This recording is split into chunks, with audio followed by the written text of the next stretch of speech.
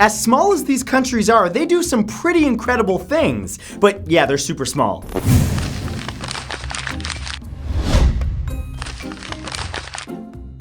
The Maldives is made up of a chain of 1,192 islands in the Indian Ocean. It's one of the most spread out nations in the world, with the islands covering an area of nearly 35,000 square miles. But despite that, the islands themselves only have a total area of 115 square miles, making it the smallest country in Asia. Most of the islands are uninhabited, and the population was under 400,000 in 2015. The Maldives was settled in 300 BC by fishermen from India and Sri Lanka. It was mostly Buddhist until Islam was introduced in the 12th century. Since then, ownership was passed between the Portuguese and Dutch and British empires for centuries. It wasn't until 1965 that it finally gained its independence and was a member of the Commonwealth until 2016. Unfortunately, back in December of 2004, the country was badly damaged by the Boxing Day earthquake and tsunami in the Indian Ocean that killed over 110 people.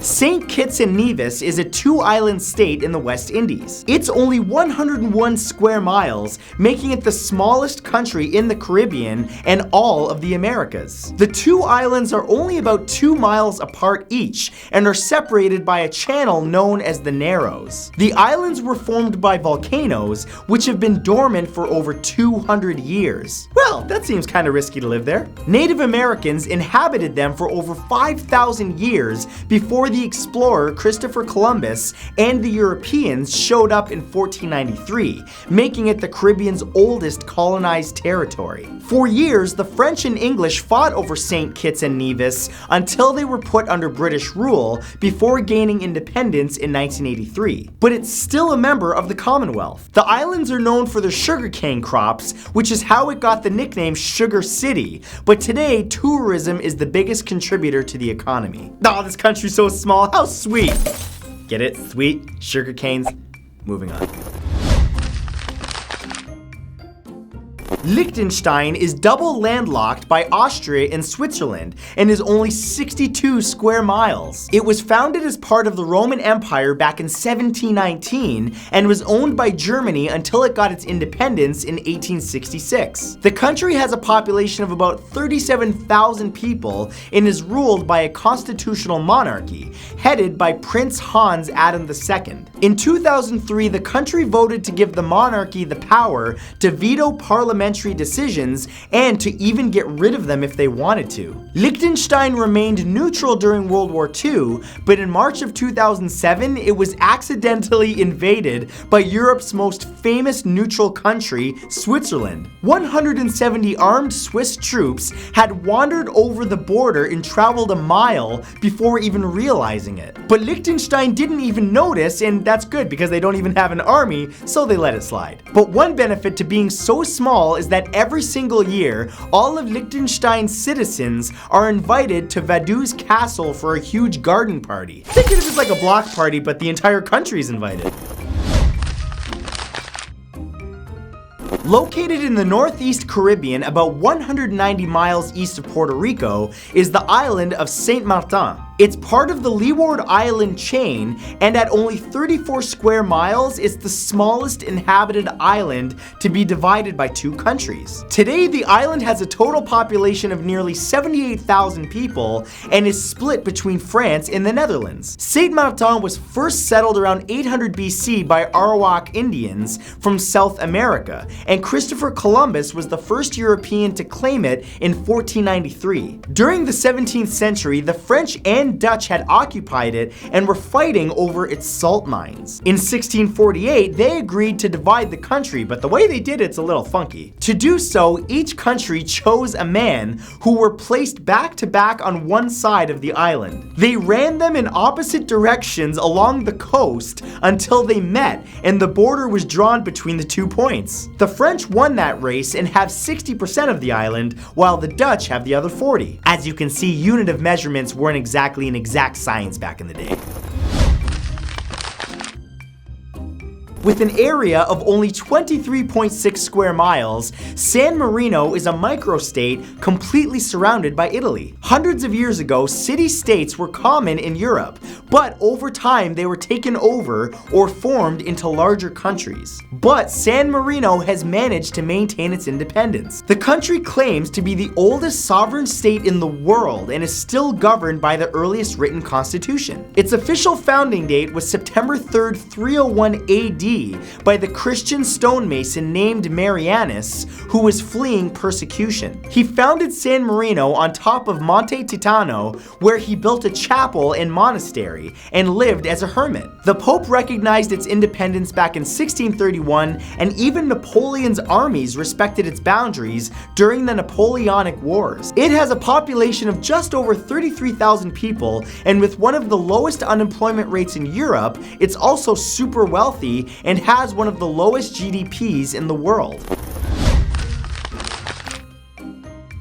The Pitcairn Islands is a British overseas territory located in the South Pacific, and it only takes 2 plane rides, a ferry, and a 32-hour ocean crossing to get there. Not exactly convenient. The territory is made up of 4 islands that have a total land area of only 18 square miles. Only one of the 4 islands, Pitcairn, is inhabited. It's the least populated nation in the world, with only 50 permanent residents. 50! Those people are actually the descendants of 4 main families that settled on Pitcairn in 1790 and were formed by 9 mutineers from the HMS Bounty and a group of native Tahitians that were with them. The population was at its highest in the 1930s when it reached about 300 people. But inbreeding was a big problem on the island and the population is dying out. For years, there have been efforts to repopulate the nation, but despite free land and amazing climate, there haven't been any takers. And with that crazy commute, it hasn't developed a tourist industry either. Yeah, I don't care how nice the beaches are. 2 plane rides, a ferry, and a 30-hour ride? No thanks, so you keep it, no good.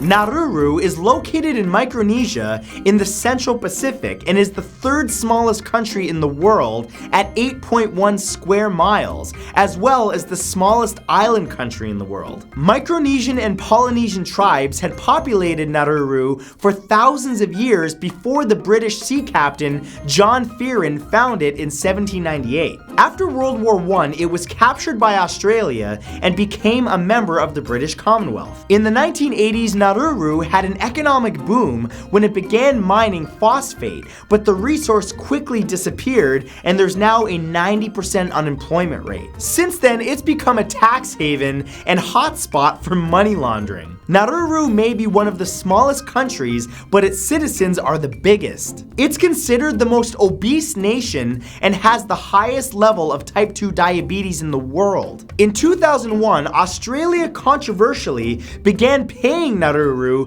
to house a detention camp for asylum seekers. It was closed in 2008 but reopened in 2012. I just want to go back for a second. No wonder everyone's obese. Everyone's unemployed. I'd be obese too if I was laying out on the beach all day, drinking coconuts, hanging with monkeys. Sounds nice, actually.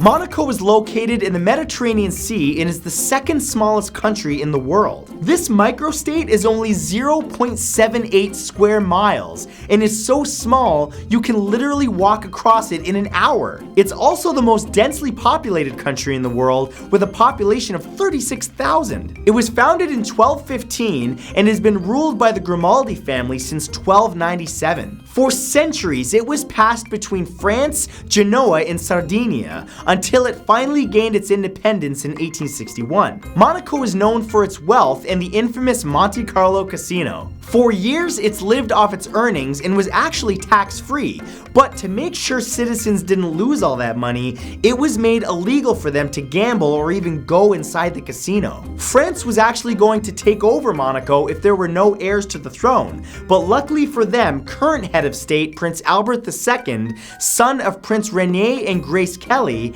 had his first legitimate children in December of 2014. I say legitimate because dude just be populating everything, getting busy, but they weren't legitimate.